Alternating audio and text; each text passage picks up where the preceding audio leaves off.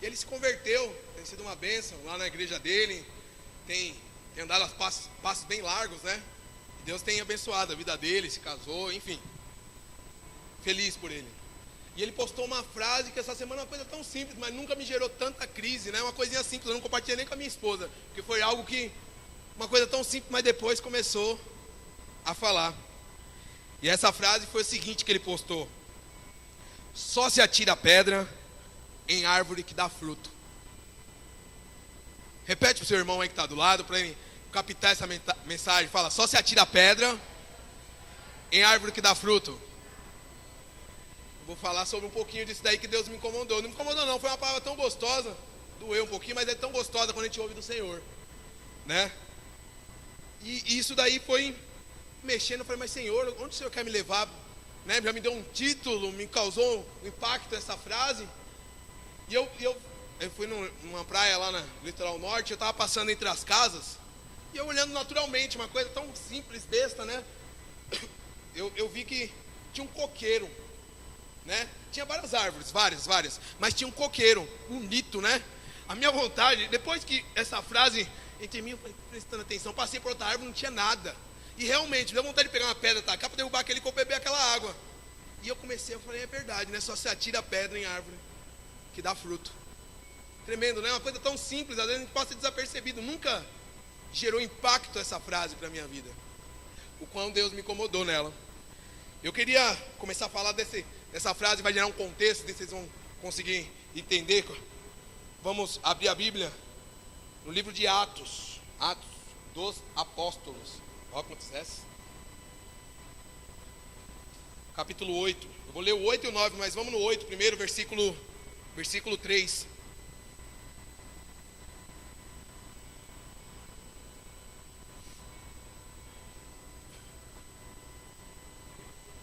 Versículo 3. Aí depois a gente vai ler o 9, do 1 ao 2. Antes de eu começar a ler, fala de novo, seu irmão, assim, ó.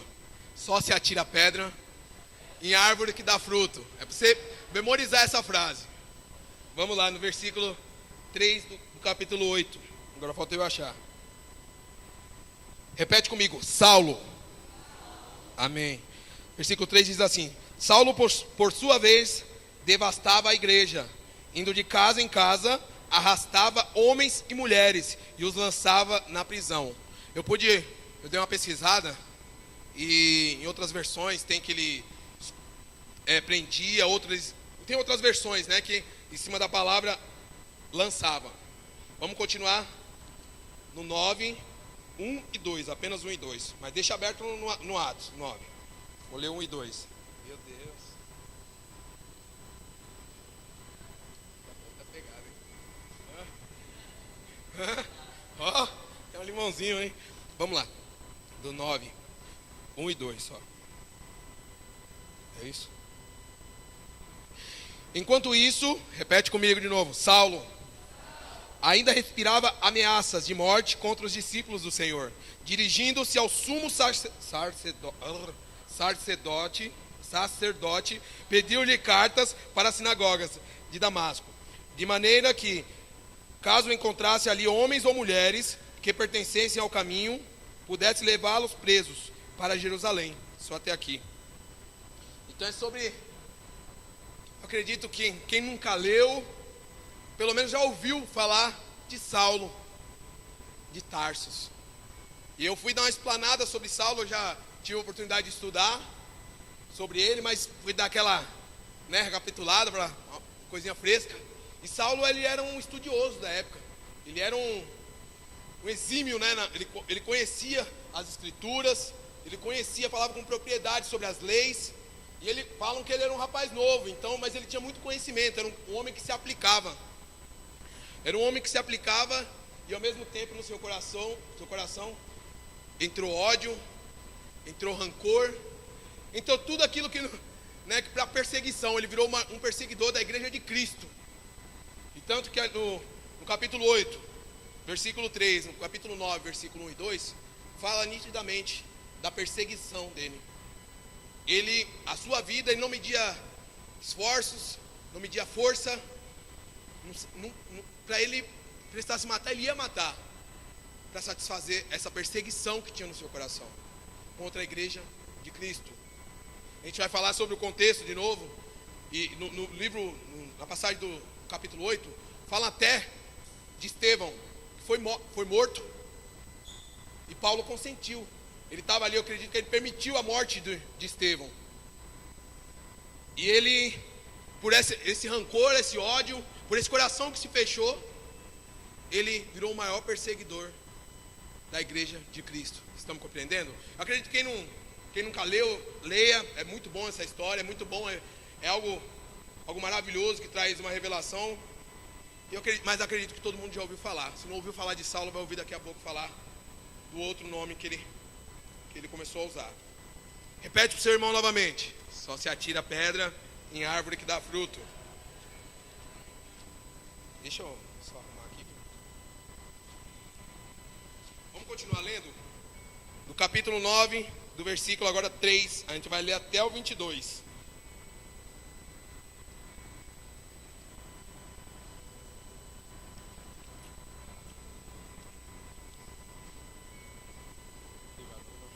Vamos ler lá?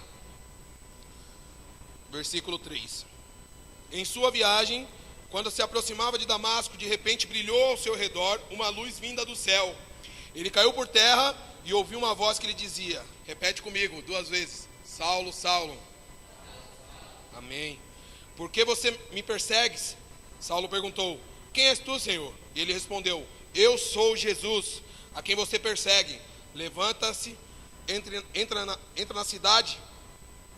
Alguém lhe dirá o que você deve fazer. Os homens que viajavam com Saulo, repete novamente, Saulo, pararam emudecidos, ouviam a voz, mas não viam ninguém. Saulo levantou-se do chão e, abrindo os olhos, não conseguia ver nada. E os homens o levaram pela mão até Damasco. Por 3 dias ele esteve cego, não comeu e nem bebeu. Em Damasco havia um discípulo chamado Ananias. O Senhor o chamou numa visão. Ananias, eis-me aqui, Senhor, respondeu ele. O Senhor lhe disse: vá à casa de Judas, na rua chamada Direita, e pergunte por um homem de Tarso, chamado Saulo. Repete comigo, Saulo. Ele está orando. Numa visão viu um homem chamado Ananias chegar e impor-lhe as mãos, para que voltasse a ver. Respondeu Ananias: Senhor, tenho ouvido muita coisa a respeito desse homem e de todo o mal que ele tem feito aos teus santos em Jerusalém. Ele chegou aqui com autorização dos chefes dos sacerdotes para prender todos que invocam o teu nome. Mas o Senhor disse a Ananias: vá, este homem é meu instrumento escolhido para levar o meu nome perante os gentios e seus reis, perante o povo de Israel. Mostrarei a ele o quanto deve sofrer pelo meu nome. Então Ananias entrou na casa, pôs as mãos sobre Saulo e disse: irmão Saulo, Senhor Jesus, que ele me apareceu no caminho por onde você vinha, enviou-me para que você volte a ver e seja cheio do Espírito Santo. Imediatamente, algo como escamas caiu dos olhos de Saulo, e ele passou a ver novamente. Levantando-se, foi batizado e depois de comer recuperou-se as forças. Saulo passou vários dias com os discípulos em Damasco. Logo começou a pregar nas sinagogas que Jesus é o Filho de Deus. Todos os que ouviam ficavam perplexos e perguntavam: não é ele o homem que procurava destruir a Jerusalém? Aqueles que invocam este nome? E não veio para cá justamente para levá-los presos aos chefes dos sacerdotes? Todavia Saulo se fortalecia cada vez mais e confundia os judeus que viviam em Damasco, demonstrando que Jesus é o Cristo. Aleluia. Deus maravilhoso. Vamos lá. Aqui fala, aqui na verdade mostra em poucos textos, poucas passagens, mostra a mudança de um perseguidor. O homem que era perseguidor da igreja de Cristo, teve um verdadeiro encontro com Jesus, teve um verdadeiro encontro E naquele momento, ficou cego. Pode ver que até Ananias, que é servo de Deus, ficou temeroso a profetizar e ir lá falar com aquele homem, porque sabia que aquele homem era bravo. Eu pude ler em alguns capítulos que falava que ele cheirava a morte. Ele perseguia, sabe, como fosse um cão faminto, os cristãos. E aquele homem teve um encontro. No meio do nada, o Senhor pegou ele e falou: calma aí, que agora muda a sua vida. Não é assim não, você não queria tanto perseguir? Eu vou te mostrar o preço que é perseguir. Agora você vai ser perseguido. E seu nome não vai ser mais Saulo, seu nome vai ser Paulo a partir de agora. Muitos já devem conhecer Paulo. Um ministério gigantesco. Um homem que sofreu vários danos, mas estava ali, que ele teve a revelação de quem era Jesus. Teve grande revelação de quem era Jesus. E aí eu comecei a trabalhar em cima disso daí. Eu falei: mas Senhor, que contexto que o Senhor quer trazer para mim essa frase, para trazer verdade para a minha vida? Que contexto? Porque Saulo era um perseguidor, um assassino, vamos dizer assim, né? Ele acusava todos os cristãos, falava que Jesus era um blasfemador. Eu acredito que até Jesus, ele acreditava que Jesus era um profeta. Acredito que ele, no seu coração, acreditava, isso eu acredito que ele achava que era um profeta, mas não reconhecia como Messias. Judeu, do coração duro, estudioso, conhecedor, né? E eu pude ler que ele, depois, quando ele teve esse encontro e começa a fluir o ministério de Jesus, quando começou realmente a andar, o ministério de Paulo, quando começa a fluir o ministério de Paulo, ele, em algumas cartas que ele manda à igreja de Gálatas, de Coríntios, principalmente de Timóteo, ele tem uma frase que ele coloca lá que foi, eu até comecei a pesquisar, porque foi forte, porque Deus trazia a memória dele, trazia aquela amargura no coração dele, de lembranças de coisa que ele fazia. E ele, em Timóteo, ele escreve uma frase assim, escrito: a mim no outro tempo era blasfemador, perseguidor e insolente. E eu fui pesquisar, né, entender um pouco mais, né, do que ele está dizendo. Eu entendi que a palavra insolente é uma pessoa que se considera muito vivida, é uma pessoa que se considera dona da verdade, uma pessoa que se considera juiz. E Deus pegou aquele homem que se considerava juiz, Saulo, e transformou em Paulo.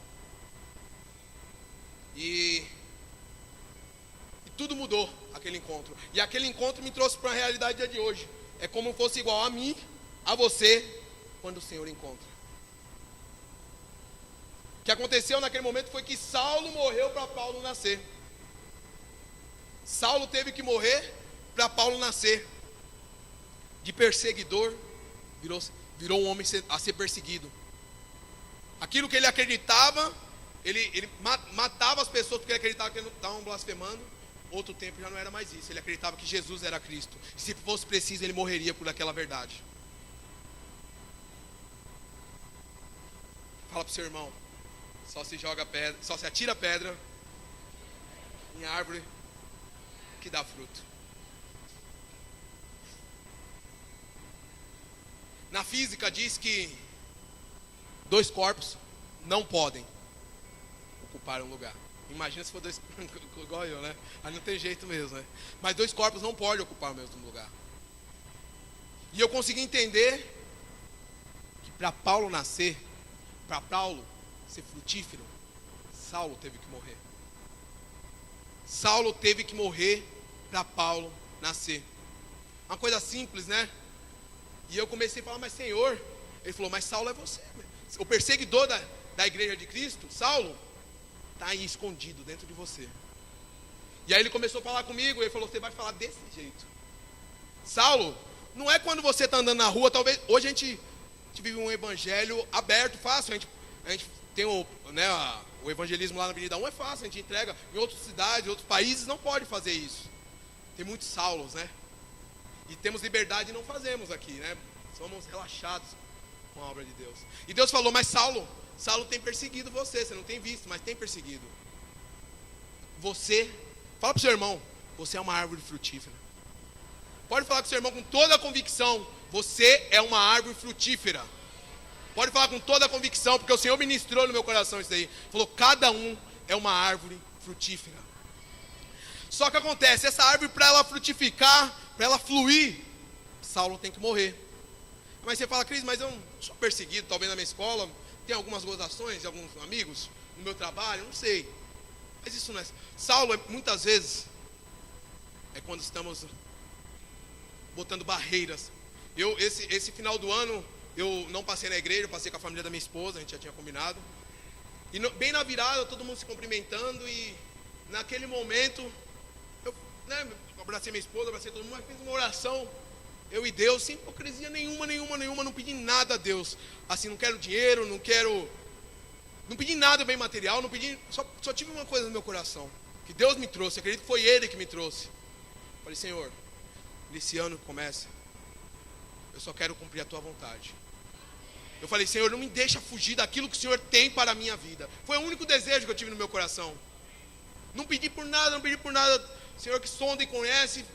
Eu pedi, fui tão sincero na presença de Deus, eu falei: Senhor, não deixa eu fugir daquilo que o Senhor tem para mim. E ali eu pude, depois, Senhor ministrando no meu coração, ali eu pude ver que Saulo, muitas vezes, dentro de mim, estava atrapalhando o meu ministério. Estava atrapalhando minha vida com Cristo, meu relacionamento com Cristo. A pessoa que mais atrapalha você, isso eu posso falar com toda a convicção, e toda a certeza e toda a autoridade. A pessoa que mais atrapalha você a ter um relacionamento, a poder subir degraus de intimidade com Deus, é você. Não se assuste não, se eu chamar você de Saulo, porque é você mesmo que atrapalha. Assim é eu, também sou eu.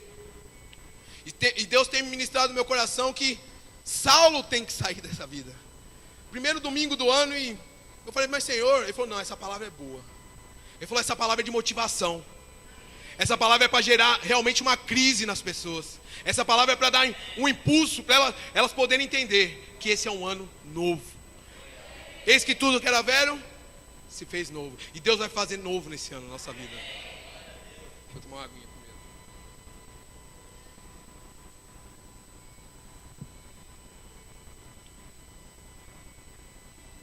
Só se atira pedra em árvore que dá fruto. Saulo tem que sair das nossas vidas. Em outras palavras, talvez me faltam palavras, na verdade, para expressar o que Deus está querendo trazer nessa noite. Mas que eu quero garantir para você que Deus tem algo novo para nossas vidas, para nossos ministérios. Existe algo acontecendo na igreja física mesmo, a nossa, que pode mudar muitas coisas. E Saulo pode ser uma pessoa que pode atrapalhar esse ministério de Paulo fluir. E eu nesse ano, talvez a palavra seja foco, até coloquei a palavra foco, mas seja a vontade de Deus na minha vida. Para que Paulo, para que as coisas de Deus não se passem pela minha, pela sua vida também. O desejo de poder subir degraus de adoração. Vamos voltar, porque eu estava indo para outro lugar já.